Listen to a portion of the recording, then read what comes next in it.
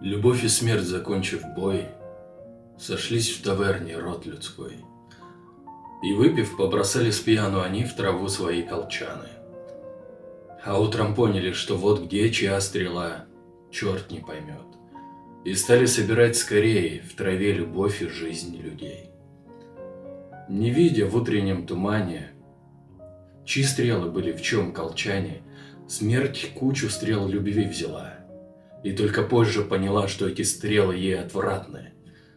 Но любовь взяла понятно, смертельных стрел весьма немало, которых вовсе не желала. Вот так в таверне роковой произошел конфуз большой. Но кто же чей сражен стрелой? Влюбляется старик седой и умирает молодой.